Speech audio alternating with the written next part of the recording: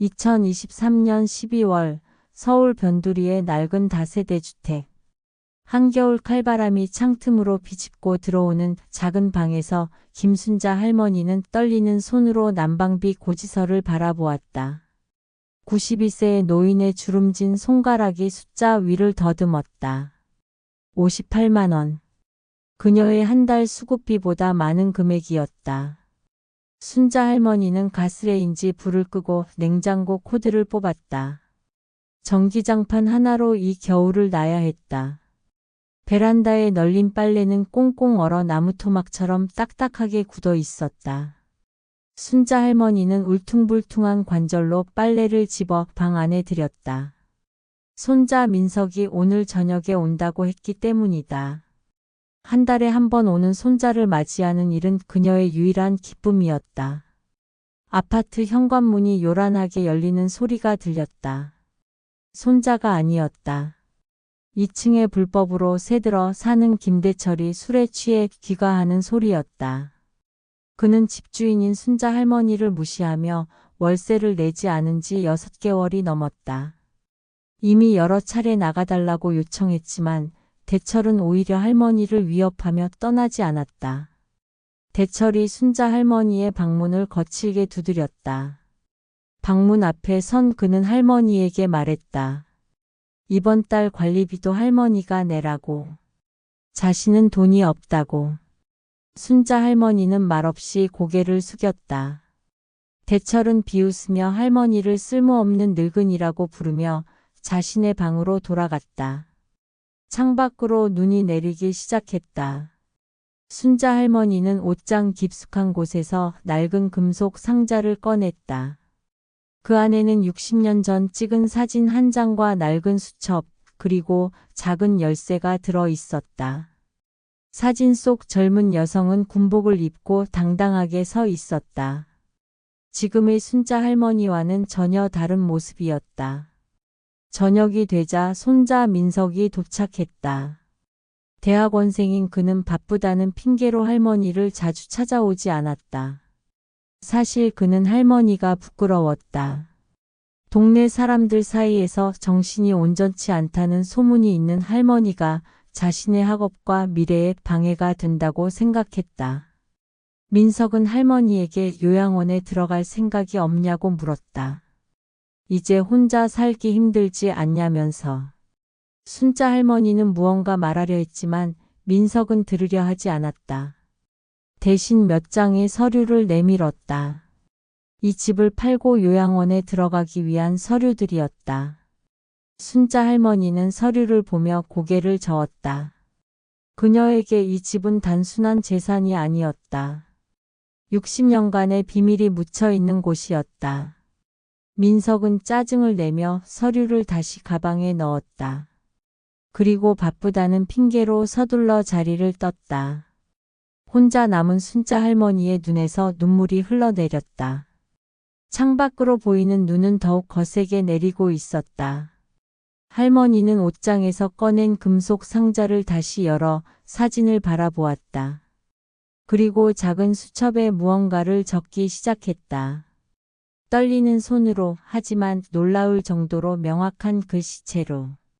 그 순간 2층에서 요란한 소리가 들렸다. 대철이 친구들을 불러 술판을 벌이고 있었다. 천장이 떨어져 나갈 듯한 소음과 웃음소리가 밤새 계속되었다. 순자 할머니는 잠을 이루지 못했지만 그녀의 눈빛은 점점 더 단단해지고 있었다. 그녀는 결심했다. 더 이상 이렇게 살 수 없다고. 평생을 숨겨온 진실을 드러낼 때가 왔다고. 다음 날 아침 순자 할머니는 오랜만에 화장을 했다. 낡았지만 정갈한 옷을 입고 금속 상자를 가방에 넣었다. 그리고 집을 나섰다. 그녀가 향한 곳은 지하철역이었다. 92세의 노인이지만 그녀의 걸음은 놀라울 정도로 확고했다. 주위 사람들은 그저 평범한 할머니로만 보았지만 그녀의 눈빛에는 60년 전의 결연함이 되살아나고 있었다. 용산구 소재의 국가보훈처. 순자 할머니는 청사 입구에서 잠시 망설였다. 60년 만의 귀환이었다. 그녀가 마지막으로 이곳을 방문한 것은 1963년 모든 것을 뒤로하고 새 삶을 시작하기로 결정했을 때였다. 보안 검색대에서 경비원이 할머니의 가방을 검사했다. 금속 상자가 발견되자 경비원은 상자를 열어볼 것을 요청했다. 순자 할머니는 담담하게 상자를 열었다. 경비원은 낡은 사진과 수첩, 열쇠를 보고 별 관심을 보이지 않았다. 그러나 상자 바닥에 숨겨진 군번줄을 발견하고는 의아한 표정을 지었다.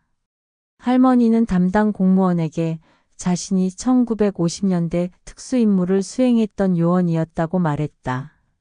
공무원은 처음에는 미심쩍어했지만 할머니가 제시한 군번과 코드명을 확인하자 표정이 변했다. 급히 상급자를 호출했고 순자 할머니는 별도의 사무실로 안내되었다. 그곳에서 만난 50대 중반의 박 과장은 처음에는 의아한 표정이었지만 컴퓨터로 자료를 확인한 후 놀란 표정을 감추지 못했다. 60년 전 공식적으로 사망 처리된 요원이 살아서 나타난 것이다. 박 과장은 즉시 상부에 보고했고 특별 지시를 받았다. 순자 할머니는 별도의 차량으로 국가정보원 본부로 이동하게 되었다. 국정원 본부에 도착한 순자 할머니는 과거 자신이 근무했던 건물과는 완전히 다른 현대식 건물을 보며 세월의 흐름을 실감했다. 그녀는 보안 시설이 갖춰진 회의실로 안내되었고 그곳에서 현 국정원장과 대면하게 되었다. 국정원장은 순자 할머니의 손을 정중히 잡으며 인사했다. 그는 할머니의 파일을 이미 확인했다며 국가를 위해 헌신한 그녀의 공로에 감사를 표했다. 그러나 할머니는 자신이 온 진짜 목적을 밝혔다. 60년간 숨겨온 진실을 공개하고 싶다고. 그리고 그 진실은 국가 안보에 심각한 영향을 미칠 수 있는 내용이라고. 국정원장은 긴장한 표정으로 회의실 문을 잠그고 녹음 장치를 끄라고 지시했다. 그리고 할머니에게 말해달라고 요청했다. 순자 할머니는 깊은 숨을 들이쉬고 이야기를 시작했다. 1953년 20대 초반의 김순자는 특수훈련을 받은 뒤 대북 정보활동에 투입되었다. 그녀의 임무는 북한의 고위 과학자 가정의 가정부로 위장 취업해 정보를 수집하는 것이었다. 그러나 임무 수행 중 예상치 못한 사건이 발생했다. 그 과학자가 남한으로 망명을 원한다는 사실을 알게 된 것이다. 순자는 상부에 이 사실을 보고했고 과학자의 탈북을 돕는 작전이 시행되었다.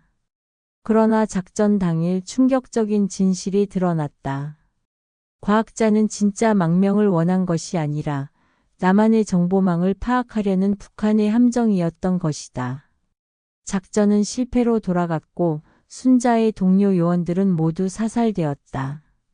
기적적으로 살아남은 순자는 북한군에게 체포되었다. 죽음을 앞둔 순간 그 과학자는 놀라운 제안을 했다. 순자가 자신의 이중 스파이가 되어준다면 목숨을 살려주겠다고. 극한의 상황에서 순자는 생존을 위해 그 제안을 받아들였다. 이후 3년간 순자는 남북 양측에 정보를 제공하는 이중 스파이로 활동했다. 그러나 그녀는 진심으로 조국을 배신하지 않았다. 북한에 제공한 정보는 모두 사전에 남한 정보기관과 협의된 통제된 누출이었다. 그녀의 진짜 임무는 북한의 핵개발 계획에 관한 정보를 수집하는 것이었다. 1956년 순자는 핵심 정보를 입수했다. 북한이 소련의 도움으로 비밀리에 핵개발을 시작했다는 결정적 증거였다. 이 정보를 남한에 전달하던 중 그녀의 정체가 북한에 발각되었고 긴급 탈출 작전이 시행되었다. 탈출 과정에서 순자는 중상을 입었고 동시에 그 과학자의 가족 중 일부가 희생되었다. 이 사건으로 인한 트라우마와 부상으로 인해 순자는 더 이상 현장 요원으로 활동할 수 없게 되었다. 남한 정부는 그녀의 안전을 위해 사망 처리하고 새로운 신분을 부여했다. 이제 92세가 된 순자 할머니는 마지막 비밀을 털어놓았다. 그 과학자의 아들이 그녀를 찾아 복수하려 한다는 사실이었다. 그리고 그 아들이 바로 현재 북한 핵 프로그램의 총책임자라는 충격적인 정보였다. 더욱 놀라운 것은 그가 최근 남한에 잠입했다는 정보를 입수했다는 점이었다. 국정원장은 할머니의 이야기를 듣고 경악했다. 즉시 대통령에게 보고가 이루어졌고 긴급 안보회의가 소집되었다. 순자 할머니는 국가안보 최고 관심인물로 지정되어 경호원들의 보호를 받게 되었다. 그날 저녁 순자 할머니의 집 근처에서는 수상한 인물이 체포되었다. 바로 할머니의 집에 불법으로 새들어 살던 김대철이었다. 그러나 그의 진짜 신분은 북한 공작원이었다. 그는 할머니를 감시하기 위해 일부러 그 집에 들어온 것이었다. 서울의 한 안전가옥. 순자 할머니는 국정원 요원들의 보호 아래 머물고 있었다. 그녀의 정체가 드러나자 정부는 과거 그녀의 활동에 대한 포상과 보상을 준비하기 시작했다. 그러나 할머니에게는 더 중요한 문제가 있었다. 바로 손자 민석의 안전이었다. 국정원은 민석을 보호 조치했지만 그는 상황을 이해하지 못했다. 갑자기 나타난 요원들은 그에게 할머니의 진짜 정체에 대해 설명할 수 없었고 단지 그의 안전을 위한 조치라고만 말했다. 민석은 혼란스러웠지만 느낌이 좋지 않았다. 한편 순자 할머니의 집에서는 대대적인 수색이 이루어졌다. 지하실에서는 놀라운 발견이 있었다. 60년 전 북한에서 가져온 핵 개발 관련 문서들이 특수 보관함에 보관되어 있었던 것이다. 이 자료들은 북한의 초기 핵 개발 역사를 보여주는 귀중한 자료였고, 현재의 북한 핵 프로그램을 이해하는 데 결정적인 단서가 될 수 있었다. 안전가옥에서 순자 할머니는 요원들에게 더 많은 이야기를 들려주었다. 그녀는 남편이라고 알려진 사람이 사실은 그녀를 보호하기 위해 배정된 요원이었다고 밝혔다. 처음에는 임무였지만 나중에는 진짜 사랑이 싹텄고 40년간 부부로 살았다고 했다. 10년 전 남편이 사망한 후 그녀는 완전히 혼자가 되었다. 그리고 더 충격적인 고백. 민석은 그녀의 진짜 손자가 아니었다. 민석의 진짜 할머니는 순자의 동료 요원이었고 임무 중 사망했다. 순자는 동료의 유언에 따라 그의 가족을 돌보기로 약속했고 그렇게 민석의 할머니가 되었다. 그러나 민석의 부모는 교통사고로 사망했고 민석은 자신의 뿌리에 대해 전혀 알지 못했다. 이 이야기를 들은 국정원장은 민석에게 진실을 알려줄 것인지 고민했다. 순자 할머니는 모든 것을 밝히고 싶다고 했다. 60년의 비밀, 거짓말, 위장된 삶이 이제는 너무 무거운 짐이 되었다고.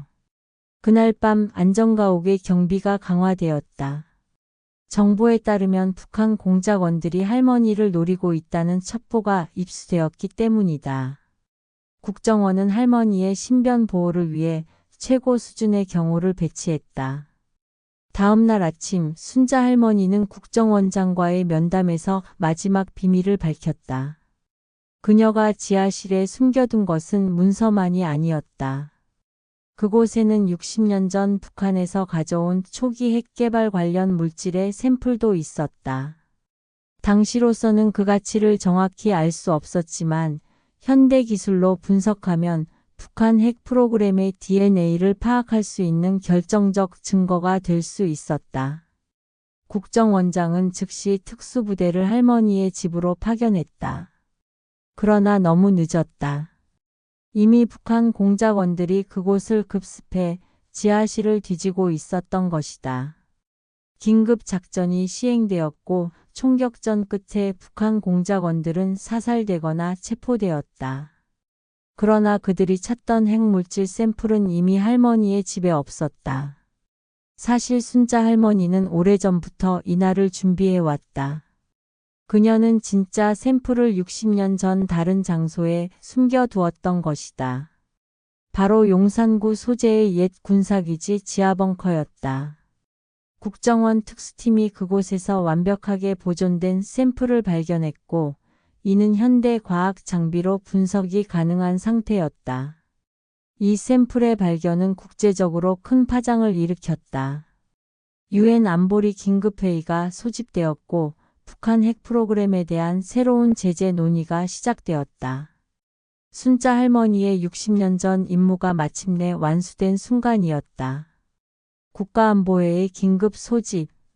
대통령을 비롯한 군 수뇌부와 정보기관장들이 한자리에 모였다. 순자 할머니가 제공한 정보와 샘플이 가져온 파장은 예상보다 훨씬 컸다. 분석 결과 북한의 현재 핵 프로그램은 60년 전 소련에서 전수받은 기술을 기반으로 하고 있음이 확인되었다. 그리고 더 중요한 것은 이 프로그램의 책임자가 과거 순자가 정보원으로 활동했던 그 과학자의 아들이라는 점이었다. 회의 도중 경호실장으로부터 긴급 보고가 들어왔다. 안전가옥에 있던 순자 할머니가 사라졌다는 것이다. 대통령은 경악했고 즉시 최고 수준의 수색령이 내려졌다. 국가안보의 핵심 인물이 실종된 것이다. 한편 손자 민석은 자신을 보호하던 요원들로부터 할머니의 실종 소식을 들었다. 그제서야 그는 상황의 심각성을 깨닫기 시작했다. 요원들은 민석에게 할머니의 진짜 정체에 대해 일부 설명했고, 민석은 충격에 빠졌다. 자신이 알던 평범한 할머니가 국가의 영웅이었다는 사실, 그리고 자신이 진짜 손자가 아니라는 사실까지. 민석은 혼란스러웠지만 동시에 할머니에 대한 미안함과 존경심이 생겨났다. 그동안 할머니를 무시하고 부끄러워했던 자신의 행동을 후회했다. 그는 요원들에게 할머니를 찾는 데 도움이 되고 싶다고 말했다. 국정원의 분석에 따르면 순자 할머니는 자발적으로 안전가옥을 이탈한 것으로 보였다. CCTV에는 그녀가 새벽에 조용히 건물을 빠져나가는 모습이 찍혀 있었다. 그녀는 어디로 갔을까? 모든 정보기관이 총동원되어 수색에 나섰다. 오후 2시 서울경찰청으로부터 충격적인 보고가 들어왔다. 92세 노인이 경찰서에 나타나 자신이 김순자라고 밝히며 수류탄처럼 보이는 물체를 들고 있다는 것이다. 그녀는 어떤 조건도 내걸지 않았지만 국정원장을 만나고 싶다고 요청했다. 경찰서는 즉시 봉쇄되었고 폭발물 처리반과 특수부대가 현장에 배치되었다. 국정원장은 직접 현장으로 향했다. 모두가 긴장하는 가운데 순자 할머니는 의자에 앉아 평온한 표정을 짓고 있었다. 그녀의 손에는 분명 수류탄처럼 보이는 물체가 들려 있었다. 국정원장이 도착하자 할머니는 미소를 지었다. 그리고 조용히 말했다. 이것은 진짜 수류탄이 아니라고. 단지 모두의 주의를 끌기 위한 모형일 뿐이라고. 그녀의 진짜 목적은 다른 데 있었다. 할머니는 국정원장에게 USB 하나를 건넸다. 그 안에는 북한 핵 프로그램 책임자, 즉 그 과학자의 아들이 남한에 잠입한 진짜 목적에 관한 정보가 들어 있었다. 그는 단순히 할머니에게 복수하러 온 것이 아니었다. 그의 계획은 훨씬 더 위험했다. 서울 한복판에 더티 본방사능 물질을 포함한 폭탄을 설치하는 것이었다. 할머니가 설명하기를 그녀는 최근 몇 주간 이상한 낌새를 느꼈다고 했다. 세입자인 김대철이 자주 지하실을 기웃거리는 모습, 밤중에 들려오는 이상한 소리들. 할머니는 자신의 오랜 훈련을 살려 몰래 대철의 방을 수색했고 그곳에서 북한 공작원들의 계획을 담은 암호화된 메시지를 발견했다. 그 계획에 따르면 이미 방사능 물질이 한국에 반입되었고 최종 목표물은 서울역이었다. 공격 예정 시간은 오늘 저녁 6시, 퇴근 시간대의 최대 혼잡 시간이었다. 국정원장은 즉시 대통령에게 보고했고 전국에 테러 경보가 발령되었다. 서울역은 긴급 폐쇄되었으며 특수부대와 폭발물 처리반이 투입되었다. 순자 할머니가 제공한 정보는 정확했다. 서울역 물품보관함에서 방사능 물질과 폭발장치가 발견되었고 안전하게 제거되었다. 동시에 김대철의 공범들을 추적하는 작전이 전개되었다. 할머니의 정보에 따라 그들은 강남의 한 오피스텔에 숨어 있었다. 특수부대의 급습으로 북한 공작원 4명이 체포되었고 추가 테러 계획도 저지되었다. 이 모든 소동이 진정된 후 국정원장은 순자 할머니에게 물었다. 왜 안전가옥을 빠져나와 이런 위험한 방식으로 정보를 전달했냐고. 할머니는 미소를 지으며 대답했다. 자신이 직접 나서지 않으면 아무도 자신의 말을 진지하게 받아들이지 않을 것이라고 생각했다고. 92세 노인의 말보다는 수류탄을 든 전직 공작원의 경고가 더 설득력이 있을 거라고 판단했다고. 평생 현장 요원으로 훈련받은 그녀의 본능은 결코 사라지지 않았던 것이다. 이날의 사건은 언론에 철저히 보도 통제가 되었다. 대신 정부는 대규모 대테러 훈련이 있었다는 발표만 했다. 그러나 내부적으로는 큰 파장이 일었다. 순자 할머니의 활약으로 수많은 시민의 생명이 구해진 것이다. 대통령은 비공개로 순자 할머니를 청와대로 초청했다. 국가 최고 영예인 무궁화 훈장이 그녀에게 수여되었다. 대통령은 그녀의 손을 잡고 국가를 위한 60년간의 헌신의 경의를 표했다. 순자 할머니는 담담하게 훈장을 받았다. 그녀에게는 이것보다 더 중요한 것이 있었다. 바로 손자 민석과의 진실된 만남이었다. 청와대 경호원들의 호의를 받으며 순자 할머니는 한 조용한 카페로 향했다. 그곳에서 민석이 기다리고 있었다. 그는 할머니를 보자마자 자리에서 일어나 깊이 고개를 숙였다. 처음으로 진심 어린 존경을 담아 두 사람은 테이블에 마주 앉았다. 할머니는 민석에게 모든 진실을 털어놓았다. 그의 진짜 할머니가 누구였는지, 어떻게 자신이 그를 돌보게 되었는지, 그리고 왜 그동안 진실을 말하지 못했는지. 민석의 눈에는 눈물이 고였다. 민석은 그동안 할머니를 부끄러워하고 무시했던 자신의 행동을 사과했다. 할머니는 고개를 저으며 괜찮다고 했다. 자신이 선택한 삶이었고 그런 대우를 받는 것도 자신의 위장을 완벽하게 했다는 증거라고 말했다.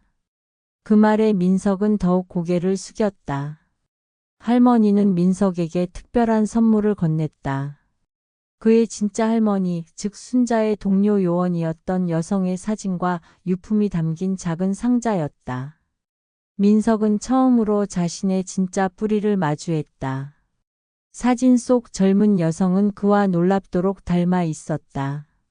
그녀는 나라를 위해 목숨을 바친 영웅이었다. 순자 할머니가 말했다. 그리고 너는 그녀의 피를 이어받았다. 민석은 마음의 결정을 내렸다. 그는 지금까지 역사학을 공부해 왔지만 앞으로는 국가안보와 관련된 분야로 진로를 바꾸고 싶다고 했다. 할머니와 자신의 진짜 할머니의 유산을 이어받고 싶다고. 할머니는 그런 민석을 자랑스럽게 바라보았다. 60년 동안의 거짓말과 위장된 삶이 이제야 의미를 찾는 순간이었다. 한 달 후 순자 할머니의 집은 완전히 달라져 있었다. 불법 세입자였던 김대철은 국가보안법 위반으로 구속되었고 집은 국가의 지원으로 전면 리모델링 되었다. 그리고 더 중요한 변화는 민석이 할머니와 함께 살기로 결정한 것이었다. 민석은 대학원에서 안보학으로 전공을 바꾸었고 국정원의 특별 인턴십 프로그램에 참여하기 시작했다. 그는 할머니로부터 직접 현장 경험과 지혜를 배웠다. 92세의 나이에도 불구하고 순자 할머니의 머릿속은 여전히 명석했고 그녀의 조언은 현대 정보 분석에도 큰 도움이 되었다. 정부는 순자 할머니의 이야기를 기반으로 한 비공개 교육 프로그램을 만들었다. 미래의 정보 요원들에게 그녀의 경험을 전수하기 위함이었다. 순자 할머니는 정보기관의 새내기 요원들 앞에서 특별 강연을 했다. 그녀의 이야기는 젊은 요원들에게 깊은 영감을 주었다. 한편 북한 핵 프로그램 책임자를 비롯한 공작원들의 테러 시도가 실패하고 관련자들이 체포되자 북한 정권은 크게 동요했다. 국제사회의 압박과 내부 불안정으로 인해 북한은 핵 프로그램 동결을 조건으로 대화에 나설 의사를 밝혔다. 순자 할머니의 60년 전 임무가 마침내 한반도 평화에 기여하는 순간이었다. 1년 후 국가보훈처는 특별 기념식을 개최했다. 한국전쟁 이후 비밀리에 활동한 특수요원들을 기리는 자리였다. 순자 할머니는 명예 게스트로 초대되어 헌화했다. 그녀의 곁에는 민석이 서 있었고 그의 눈에는 자부심이 담겨 있었다. 기념식 후 순자 할머니는 민석에게 마지막 비밀을 털어놓았다. 그녀가 정보요원으로 활동할 당시 한 번도 살인을 하지 않았다는 것이다. 그녀의 임무는 언제나 정보 수집이었고 그 과정에서 무고한 생명을 해치는 일은 결코 없었다고. 그녀는 이것이 자신의 가장 큰 자부심이라고 말했다. 정의를 위해 일하되 인간성을 잃지 않는 것. 그것이 진정한 영웅의 길이란다. 민석은 할머니의 말을 가슴 깊이 새겼다. 그는 이제 조국을 위해 일하는 새로운 세대의 일원이 되었다. 그리고 그 길의 시작에서 그는 92세 할머니의 지혜를 등불로 삼았다. 94세 생일을 맞은 순자 할머니는 조용한 자리에서 회고록을 썼다. 이 책은 그녀가 세상을 떠난 후 50년 동안 봉인되어 있다가 공개될 예정이었다. 그녀는 자신의 일생을 담담하게 기록했다. 젊은 날의 열정, 중년의 인내, 그리고 노년의 결단까지. 그녀는 마지막 페이지에 이렇게 썼다. 나는 평생을 그림자 속에서 살았다. 누구에게도 인정받지 못하고 때로는 무시당하고 멸시받기도 했다. 하지만 나는 내 선택을 후회하지 않는다. 왜냐하면 그 그림자 속에서도 나는 언제나 빛을 향해 걸어왔기 때문이다. 그리고 이제 나는 안다. 진정한 영웅은 박수갈채를 받는 이가 아니라 아무도 보지 않는 곳에서도 옳은 일을 하는 사람임을. 순자 할머니의 이야기는 공식 역사책에는 결코 기록되지 않았다. 그녀의 이름은 일반 대중에게 알려지지 않았고 그녀의 업적은 극소수의 사람들만이 알고 있었다. 그러나 그것은 중요하지 않았다. 그녀의 유산은 민석과 같은 다음 세대에게 면면이 이어지고 있었다. 그리고 그것이야말로 그녀가 바란 진정한 인정이었다. 삶의 황혼기에 접어든 순자 할머니는 이제 더 이상 숨기거나 두려워할 비밀이 없었다. 그녀는 마침내 자유로워졌다. 60년간의 짐을 내려놓고 그녀는 이제 그저 민석의 자랑스러운 할머니로 남은 삶을 살아가기로 했다. 창밖으로 눈이 내리는 어느 겨울날 순자 할머니는 창가에 앉아 조용히 미소를 지었다. 그녀의 방은 더 이상 춥지 않았다. 온기가 가득했다. 민석이 들어와 할머니의 어깨에 담요를 둘러주었다. 그리고 그녀의 손을 잡았다. 할머니, 오늘 저녁에 제 친구들이 올 거예요. 할머니의 이야기를 듣고 싶어 해요. 순자 할머니는 고개를 끄덕였다. 이제 그녀는 자신의 이야기를 나눌 준비가 되어 있었다. 물론 국가 기밀을 제외한 그녀의 인생과 선택, 그리고 사랑과 희생에 관한 이야기를. 그것은 단순한 스파이 이야기가 아니라 한 인간이 조국과 가족을 위해 자신을 바친 진실된 삶의 기록이었다. 밖에서는 눈이 계속 내렸지만 순자 할머니의 마음은 봄날처럼 따뜻했다. 그녀는 이제 알았다. 진정한 영웅의 길은 고독하고 험난하지만 그 끝에는 반드시 봄이 온다는 것을.